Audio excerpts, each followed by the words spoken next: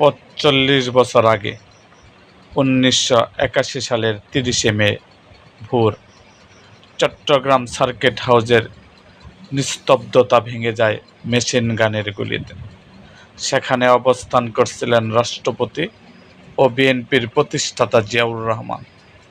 আগের দিন তিনি চট্টগ্রামে এসেছিলেন দলের স্থানীয় বিরোধ মেটাতে।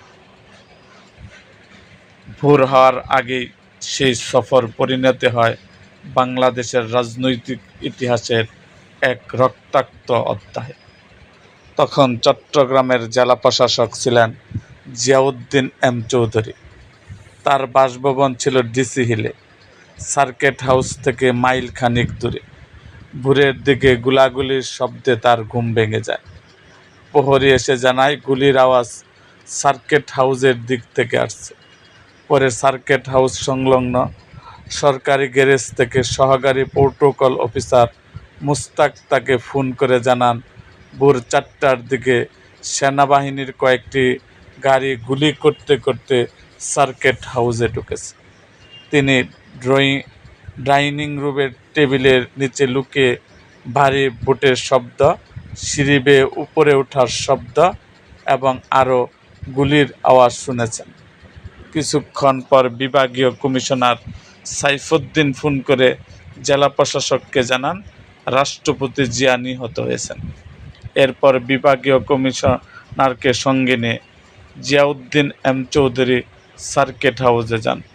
সেখানে তিনি দেখেন প্রধান ফটক খোলা, নেই কার্যকর পহরা, নেই সেনাবাহিনীর উপস্থিতি। উপরতলায় রাষ্ট্রপতির কক্ষের দরজার কাছে সাদা কাপড়ে ঢাকা পড়ে আছে জিয়াউর রহমানের মরদেহ।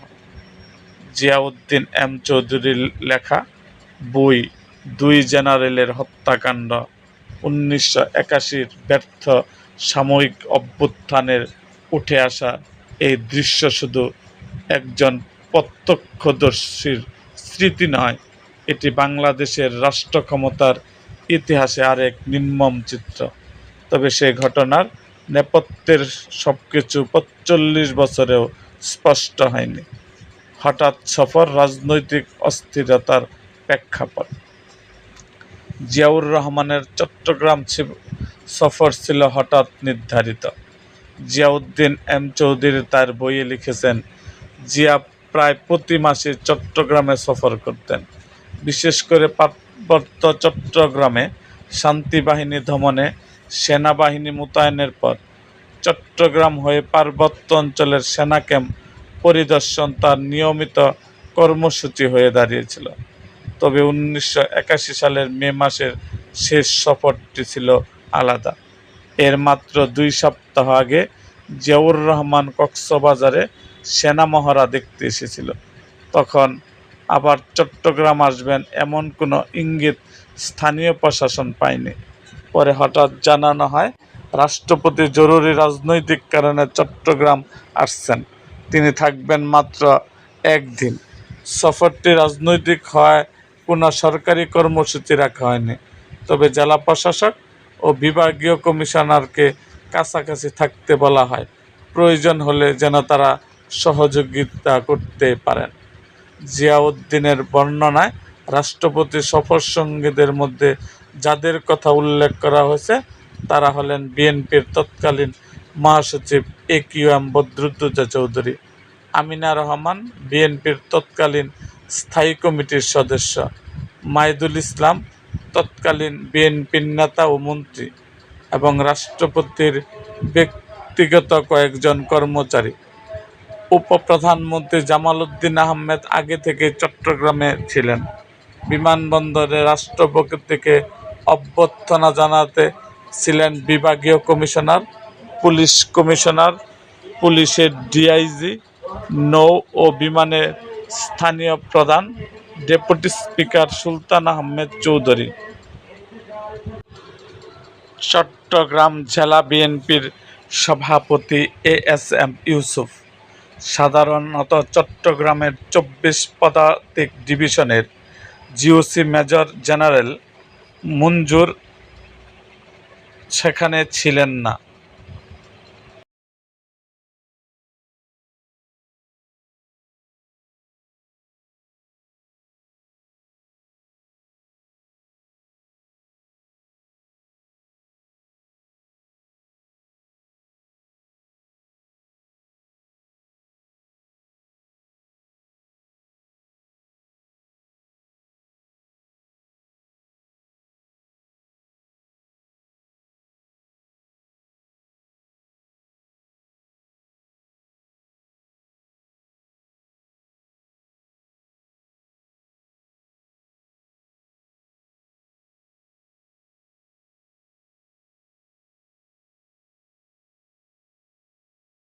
সাধারণত চট্টগ্রামের ২৪ পদাতিক ডিভিশনে জিওসি মেজর জেনারেল এম মঞ্জুর বিমানবন্দরে থাকতেন, কিন্তু সেদিন তিনি ছিলেন না।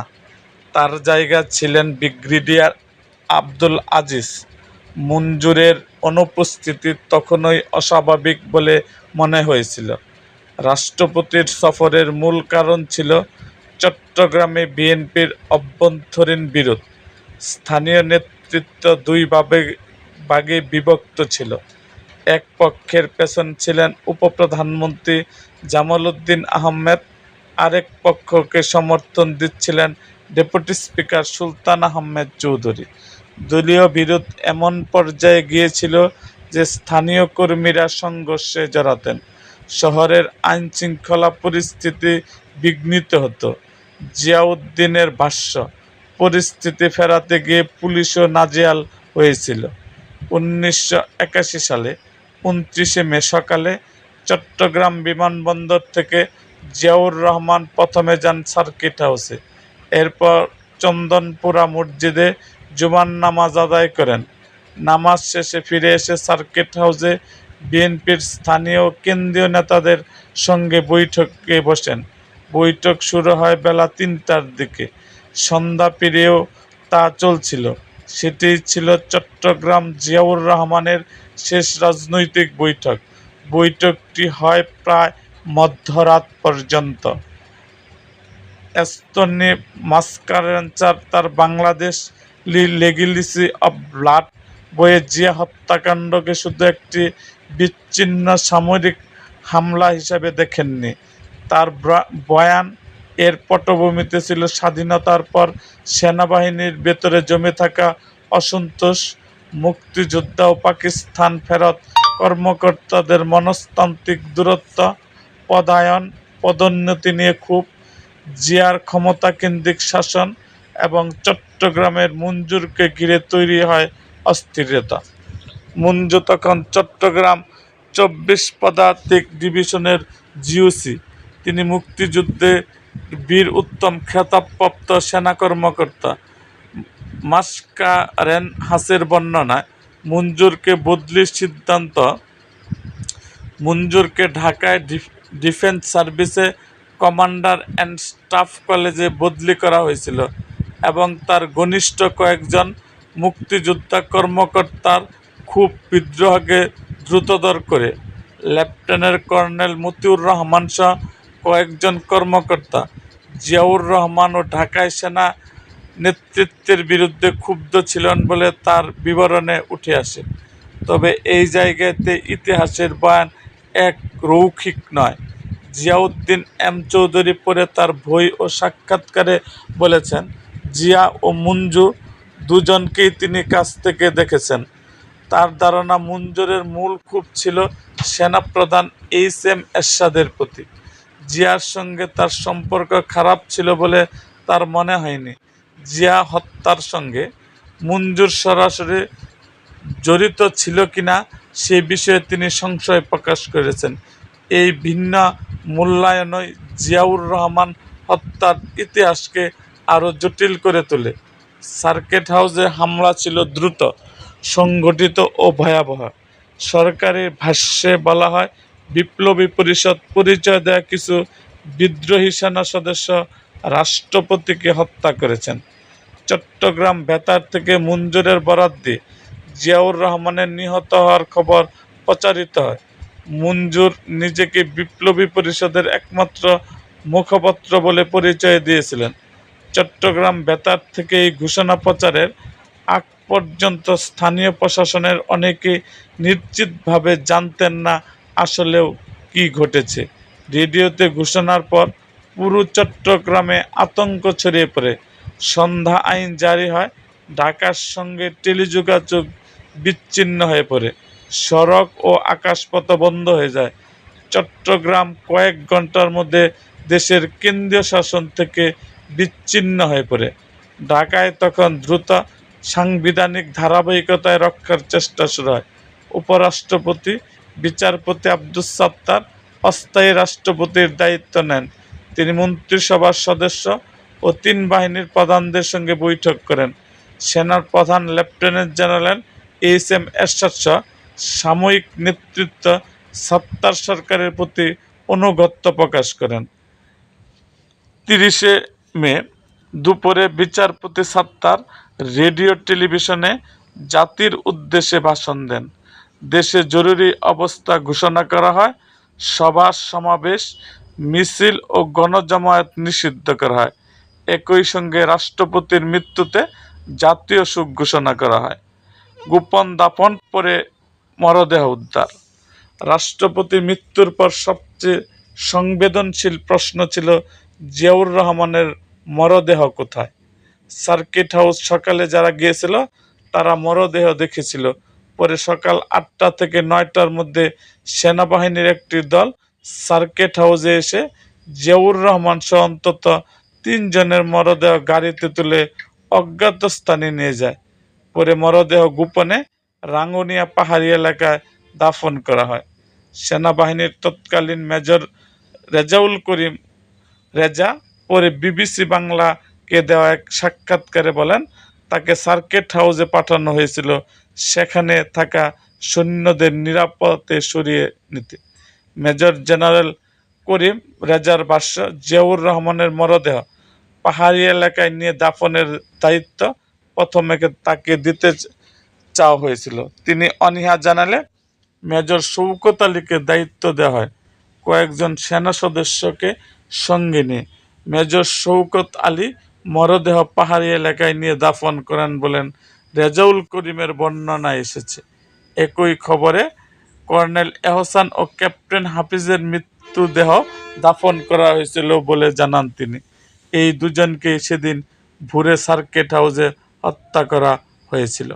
মঞ্জুরের পলায়ন এবং পরিস্থিতি কিছুটা নিয়ন্ত্রণে আসার পর মরদেহ উদ্ধারের চেষ্টা শুরু হয়। তৎকালীন জেলা প্রশাসক জিয়াউদ্দিন এম চৌধুরী লিখেছেন, তারা জানতে পারেন জিয়াউর রহমানের মরদেহ সেনানিবাসে নেওয়া হয়নি।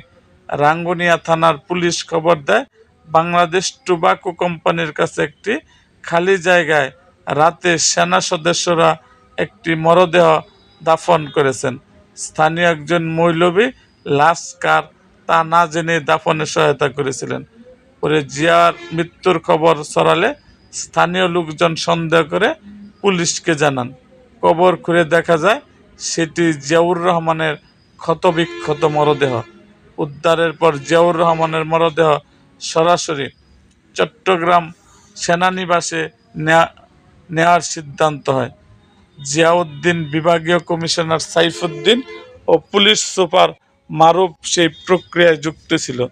তারা সেনানিবাসে গিয়ে দেখেন ভেতরেও আতঙ্ক ও অনিশ্চয়তা।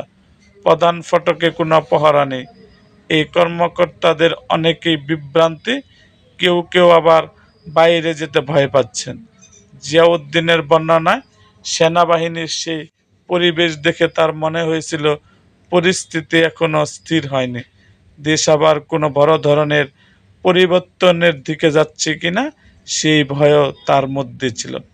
পরে চট্টগ্রামের সেনানিবাসে জিয়ার মরদেহ প্রস্তুত করা হয়। ঢাকা থেকে সাময়িক হেলিকপ্টার আসে। ঢাকা নেওয়ার আগে সেনা সদস্যদের দাবিতে হেলিপ্যাডে জানাজার ব্যবস্থা করা হয়। এরপর হেলিকপ্টার করে মরদেহ ঢাকায় পাঠানো হয়। লালদিঘি গায়েবানা জানাজা। এদিকে লালদিঘি ময়দানে জিয়াউর রহমানের গায়েবানা জানাজা আয়োজন করে বিএনপি। জেলা প্রশাসক জিয়াউদ্দিনের বাসরা বিকাল 4টার দিকে তিনি লালদিঘি ময়দানে গিয়ে দেখেন বিপুল মানুষের জমায়েত, আরও মানুষ আসছে। এই দৃশ্য তাকে বিস্মিত করেছিল, কারণ জিয়াউর রহমানকে হত্যার পর আগের 2 দিন চট্টগ্রাম প্রায় জনশূন্য হয়ে পড়েছিল। বিএনপির স্থানীয় নেতাকর্মীদের অনেকেই গা ঢাকা দিয়েছিল, কিন্তু বিদ্রোহ ব্যর্থ হয়। ইঙ্গিত স্পষ্ট হতে তারা আবার শহরে ফিরে আসেন। জিয়াউদ্দিন লিখেছেন, ময়দানে লক্ষ মানুষের জমায়েত দেখে তার 1975 সালের 15 আগস্টের কথা মনে পড়েছিল। পার্থক্য ছিল চট্টগ্রামের রাস্তায় 2 দিন পর আবারও মানুষের ভরে যায়, কারণ এই অভ্যুত্থান ব্যর্থ হয়েছিল, কিন্তু 75 সালে ঢাকায় অভ্যুত্থান ব্যর্থ হয়নি।